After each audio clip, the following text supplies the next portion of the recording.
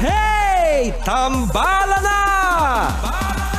At eto na sila, ang nag-iisang masugid na tagahanga ni Nicole Yala. Chris Chuper! Kasama ang nag-iisang die-hard fan ni Chris Chuper. Nicole Yala!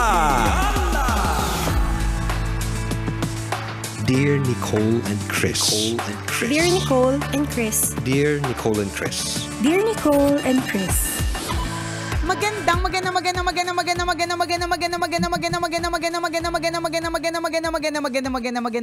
morning, Luzon, Visayas, at Mindanao Metro and Mega Manila. It's a feel good Thursday. Hi, partner! Hi, partner! Hi, mga kabisyo! Good morning po. 4 na araw na lang, Pasko na! Sa true lalo ito lang halong ekalabu. Ang napapansin ko, partner, maraming tao sa mall, pero kaunti yung tao sa pila ng bayaran. Oh. Sinasabi ko na nga ba eh. Nagmaman-man lang. Nagmaman-man lang ng paligid eh. Window shopping. Diba nagmamasid-masid. Sa bagay, tingin-tingin ka muna hanggat hindi pa dumadating yung pera. Diba? Hanggat hindi ka pa pinapautang ng inuutangan mo. Diba? Masid-masid ka muna. Ano ba yung mga pwede ko ditong mabili? Yan. Yun naman pagmamasid na sinasabi namin. Kung meron po kayong ibang pagmamasid na pinaplano dyan, naku, wag na, magpapasko na po. Sinasabi po namin, dagdagan po natin ang ligtas points natin sa langit. Yan. Kailangan plus 2,983 ligtas points sa langit. Yan. Ibig sabihin, dadamihan na. Correct. Wag pa konti-konti. Kung gagawa ka na lang din ng kabutihan, dapat, di ba, yung maramihan na nga naman. Tama, yung itotodo mo na naman talaga ng bonggang-bongga. Gumawa ka nga ng kabutihan, di ba, ng chismis ka naman. Totoo. Di bawas ulit. Hindi na dagdagan na bawasan ulit. Nagsimbang gabi ka nga, di ba? Pero naman, pakatalikod mo, ang dami mong sinabi tungkol dun sa pare, di ba? Di ba? Ganyan. Nagpasalamat ka, gumising ka ngayon, pero puro reklamo ka naman. Correct. Di ba? Thank you, Lord. Nagising ako. Pagpasok mo paglabas mo ng kusina. Ang dami mong sinabi. Ito na naman ang ulam. Yan. Kung makareklamo ka na ito na naman ang ulam, edi kung sabihan ka kaya nila ng ito na naman yung sweldo mo. Edi syempre yung ulam ay naaayon ko anong isisweldo. Sabi rin na nagluto, ikaw na naman nakakain ng matakaw. Kaya nga eh. Huwag kang maarte, maitim ang gilid ng ilong mo. Yung mga ganito yung halimbawa ng bawas ligtas talaga. Ganito talaga yung ugali naman. Ganito example talaga na may ugaling wag po nating tularan. Yan.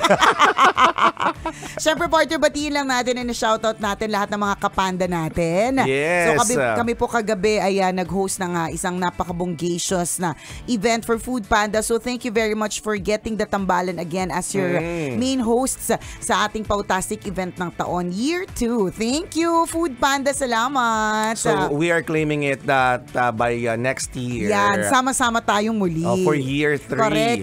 Kilala na tayo ng mga mga kapanda natin eh. Memorize nila yung itsura natin, nilatsa natin, pati sila. Kilala natin sila. Uy, kilala kita kuya. Di ba ate? Kilala kita. Yan. Totoo so thank you very much. At lahat ng mga laging tumututok sa tambalan ng mga riders, maraming salamat po. Ang dami nating na-meet kahapon, partner. Yung iba nga talaga parang may past kayo. Correct. Parang ex mo sila. Correct. Marami sa kanila ang naging ex mo. Sa truth. Parang meron talaga kami mga bonggacious na mga nakaraan. Kalimutan na po natin yun. Charot.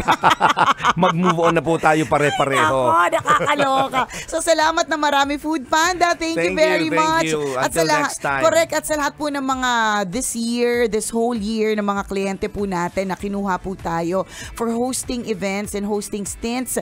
Salamat po. Pakatandaan kapag kinukuha niyo po ang tambalan, ang dami niyo pong napapaligaya kasi ang dami po namin sinusustentuhan. Ang dami po naming obligasyon, 'di ba, sa buhay. Yun, maraming umaasa sa tambalan. So kung natutulungan niyo po ang tambalan, hindi lamang po ang tambalan, kundi yung mga taong umaasa sa amin. Yung mga nasa paligid namin, yung pamilya ko pong patay gutom. Hindi po sila mga payat, mga matataba po sila kaya kailangan maraming kainin. Yan, pinapakain niyo po sila. So thank you to everyone who's been trusting us to host their events. Maraming salamat. Next year ulit. Ang dami, no? Medyo parang bumuo bumuhos this year yung mga events, no? Compared last year and in the past years. Tama. Na Kasi partner, matumal ang events. Bumalik tayo after the pandemic eh. So may mga iba na nakabalik na, ayos na talaga yung sales nila. So ngayon tumodo sila ulit. May mga iba na hindi pa sila masyado nakaka-bounce back yung kanilang financial status. Kaya paunti-unti lang, pero wag mag-alala. 'Di ba? Dadating din ang ginhawa, dadaloy din ang grasya. Maniwala po tayo dyan. Let's claim it. Correct. Diba nung nakaraang party nga natin, sabi nung mga boss natin, this is a year of recharging and recovery. Totoo yun, ang dami pong mga kumpanya na naka-recover na this year, which is good. Correct. Good indicator na nakakabalik na po ang maraming businesses sa tamang operasyon nila kumpara nung mga nakaraang taon, di ba, pasulpot-sulpot, hybrid yung setup, o kaya marami pa rin sa kanila ang work from home ang setup. Pero ngayon, marami na rin ang kumpanya na full-time ang operation. Correct, di ba? Which is good. Very good na po yan. Ang important issues po talaga, laban lang ng laban. Kung babalikan po talaga natin yung nakaraang pandemya, maiisip po natin, grabe no? Kasi minsan, flash yan ng yung hindi magdikit yung utak ko tsaka dila ko today. Sabi ng dila ko, pagod na ako, papahingahin mo na ako. Sandali na lang, konti na lang to. Konting kembot na lang dila, huwag kang mag-alala. Konting kembot na lang. Kakayanin, di ba? So, ano nga daw? Yung Facebook, nagbibigay sa atin ng mga memories, no? So, binabalik nila sa atin yung memories for the past year or years, ganyan. Tapos yung isa sa mga memories na binabalik is yung 2021, 2020. Yes. At, which is the height of the pandemic, diba? Tapos yung mga content natin doon ay mga content na kapag ka binabalikan ko talaga, pinapanood ko talagang ulit, sinasabi ko talaga sa sarili ko, grabe no, dinaanan natin to. Correct. Yung talagang fact na hindi ko makakalimutan to, kami ni partner nung sinabihan na kami na lahat kami na mag-work from home na daw. Kami ni partner parang hindi maniwala, pumasok pa rin kami.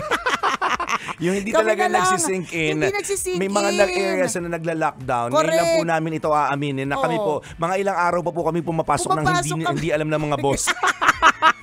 Yung walang tao talaga sa opisina. Tapos kami. Sa true, pasok kami ng pasok. Record kami ng record. Oo, partner, nasa yung susi ng office. Partner, nandiyan ka na ba?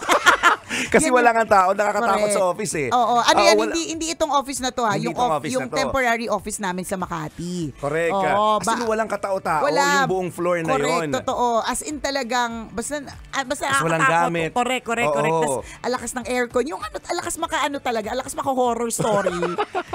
Malamig. Oo, yung ganon. So, pumapasok kami kasi parang hindi nagsisingkit. Is this even a possibility? Posible ba talaga yun na ang lahat ng tao ay malalockdown? Oo. Parang paano mangyayari sa mga negosyo, sa mga trabaho, paano mag-function ng mga tao, di ba? Paano ang pag-aaral? So kami ni partner, sige, tara, pasok lang tayo. Nagme-message lang tayo nun. Basta partner, wala akong susi. Hirap ka na lang doon sa 6th floor. Tama, may mga ganun kami. Pasok pa kami ng pasok kasi parang hindi makapaniwala. And then, wala nang choice kasi nababalitaan na talaga na nagla-lockdown na daw sa mga... Dumadami. Nagla-lockdown na daw at dumadami na ganitong area daw, nag-start na mag-lockdown, ganyan. So yun na yung parang naniwala na kami ni partner. Sabi ko, partner, kailangan na nating umuwi sa ako kailangan ko na maglaguna. Ayoko ma-stuck sa condo. At yun yung mga nakakalurke, yung mga na-stuck sa mga condo, 'di ba? Kung paano yun, 'di ba? Na ilang square meters nang hindi lumalabas, kung paano na survive. Kaya pero ang swerte lang din na mga kabisyo, no, kasi mundo to ng Netflix, mundo to ng mga ang daming pwedeng gawin, panoorin, social media, 'di ba? Isipin mo kung nangyari ito noon without na wala the pang internet. Correct, 'di ba? Without Netflix. Naku, baka nga yung mga bumabalik na sa opisina nung pagkatapos ng pandemya, baka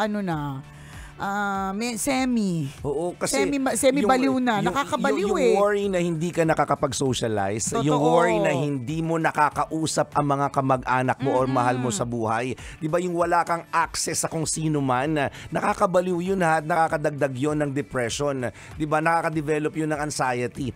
What more 'Di ba? Yung tama, yung wala. Buti na lang meron. 'Di ba? Nakakausap natin kahit malayo tayo sa isa't isa. Pwede nating kumustahin, mag-call, video call. Correct. Yung mga anak nating napalayo sa atin.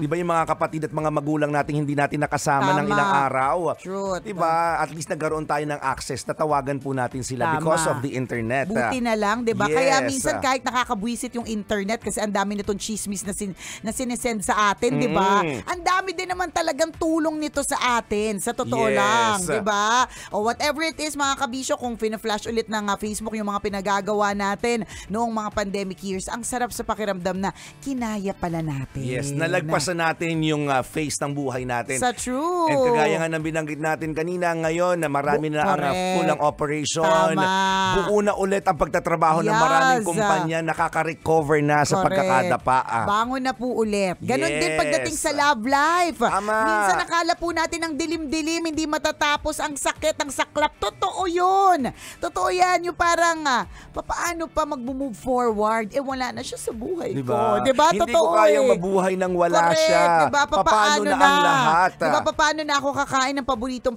kong pagkain nang hindi ko siya naaalala? Paano ko nasusuotin yung mga paborito niyang damit na tinatanggal kapag kailangan na. Di ba, pag kailangan ng labhan, tatanggalin mo, alangan namang suot mo ng pangmatagalan, dumi-dumi na. Truth, diba? Tatanggalin mo talaga yan pag kailangan mo yun na. Yun na nga ang sinasabi ko. Ewan ko ba kung bakit may mga iba pa ko yung naiisip, di ba? Totoo yun, di ba? Paano ko pa, how will I wear my favorite perfume, di ba? Paano ko pa gagamitin yung paborito kong sabon, di ba? Yung mga gano'n na, paborito niya rin na, di ba? Na gano'n na, ang daming questions, paano. Pero akala lang natin hindi natin kaya. Pero kaya pala natin, 'di ba? Akala lang natin hindi tayo mabubuhay nang wala siya, pero kaya pala natin, 'di ba? Ganun yung buhay natin mga kaibigan kasi minsan sinusubok talaga yung pasensya. Totoo. O yung resilience na tinatawag. Kailangan maging matibay tayo sa hamon ng buhay. Correct. Dahil kung hindi mahina kang nilalang. Ayaw natin maging mahinang nilalang. Kailangan yung lumalaban ng husto. Yan. 'Di ba? Ganun, wala naman pong sabi nga natin kahapon partner sa hosting natin, walang easy road to success. Yes. Lahat po ng gustong makamit ng matinding success mga kabisyo, pagdadaanan yung mga pagsubok. So pagdating sa love life mo, kung ang dami pang pagsubok, 'di ba? Yung mga breakups, yung mga third party, yung mga hindi lang natuwa sa third party, nag-party pa, ang dami nila, 'di ba? Pagdadaanan mo 'yan, pero wag ka, dadating din yung panahon matatagpuan mo rin ang the one. Totoo 'yun. At pag binalikan mo lahat ng mga challenges na pinagdaanan mo, you'll be proud of yourself. Yes. Sasabihin mo sa sarili mo, ay, ang galing mo, self. Correct. Kasi nalagpasan mo ang ganong klase ng problema. Congrats, diba? self. Totoo yun yung akala mo talaga hindi ka na mabubuhay dahil iniwan ka ng taong yun. Dahil nag-break kayo ng jowa mo. Diba? Pero sasabihin mo sa sarili mo, buti na lang talaga.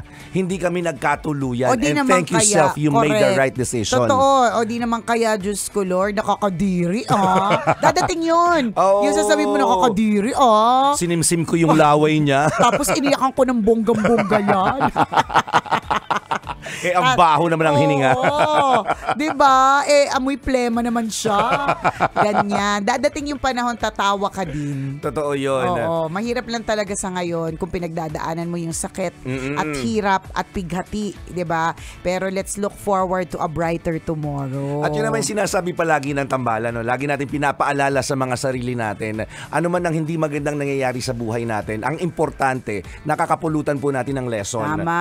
Yun dapat yun. Kasi kung hindi mo nakapulutan ng lesson, it will happen over and over again. Uulit at uulit. Yes. Ulit. Diba? Bakit pa kapatuloy na nasa scam? Kasi patuloy ka nagpapakasyong. Yes. Hindi ka nagiging matalino about it. Bakit patuloy ka nadudukutan ng cellphone? Kasi patuloy mong hindi natututunan yung lesson kung paano dapat mag-ingat. Totoo diba? yun. Ganun po. So, kailangan po natin matutunan yung lesson. Good luck po sa mga lessons na kailangan po nating matutunan sa buhay, sa laban ng buhay. At syempre, magpasalamat po tayong lahat dahil sa gitna ng lahat ng mga kailangan nating gawin at lahat ng pagpupursigi po natin sa trabaho at kung ano-ano para kumita ng extra. Thank you, Lord, hindi pa po kami tumatagos sa pader. Wag naman sana. Kinakaya pa, Lord. Ay, Salamat, talaga Lord. natin, ha? Oo naman. Hindi pa tayo tumago sa pader, sa pinto kung saan man. Correct, huwag tayong tatago sa pader. Laban lang tayo, guys. Tama, sabihin mo sa sarili mo, ilaban mo to, ha? Kailangan maitawid natin ito ng 2024 at ang marami pang taon. Pero kung halimbawa, ang dahilan kung bakit ka nagkukumahog ngayon, kaiinom mo. Diba? Mula December 1, hindi ka tumitigil, tapos sa schedule mo hanggang December 31, inom ka pa rin ng inom. Naku, hindi tayo sure dun sa tagusan ng pader na yan kung maliligtas ka. Hinay-hinay lang din. Chill-chill lang tayo. Gusto natin nag-e-enjoy tayo, pero gusto natin safe tayo. Totoo yan. yun. Yun naman ang sinasabi natin, di ba, na parang wag nating abusuhin yung sarili natin. Totoo. Kung ano mang klase ng paraan yan. Di ba? Abuso sa pagod, abuso sa bisyo, abuso sa sobrang pag-iisip, abuso sa napakaraming pagproseso ng problema.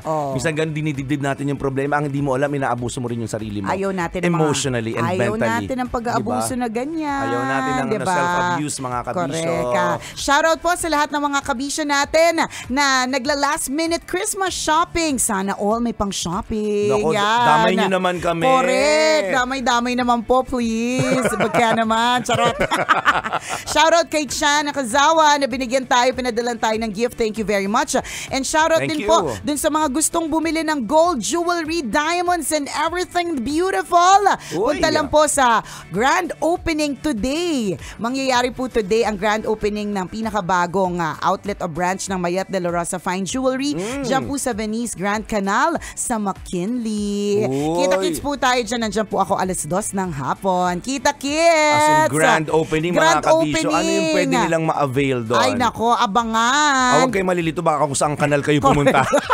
Alam ko, Asal Canal tayo minsan. Saan daw sa kanal? Sa kanal? Sa kanal. Doon daw sa may McKinley na kanal. Sa Venice. Ba't yun ang pagsalak ka na? Kanal. Yan. Batang kanal. Iba talaga yung bitaw ng kanal diba? Pero kapag si Grand Venice, kanal. Kanal. May malinis ang kanal nila. Ganon. Parang pwede mag-swimming sa kanilang kanal. Diba? Ganyan. Kita-kits po tayo mamaya. Nandyan din po ako. And congratulations, Mayet de la Rosa Fine Jewelry. Congrats po, Miss Mayet de la Rosa and Sir family. Richard and the whole family, congratulations and I'll see you later. Ayan mga kabisyo, salamat at balita ko at nakita ko ngayon, meron ng 2024 Love Radio Calendar. Muli ako po si Nicole Yala. At ako naman si Chris Chuper. Na nagpapaalala, una magdasal ka para mabuhay ka, pangalawa mag-toothbrush ka para mabuhay naman ba? Yun!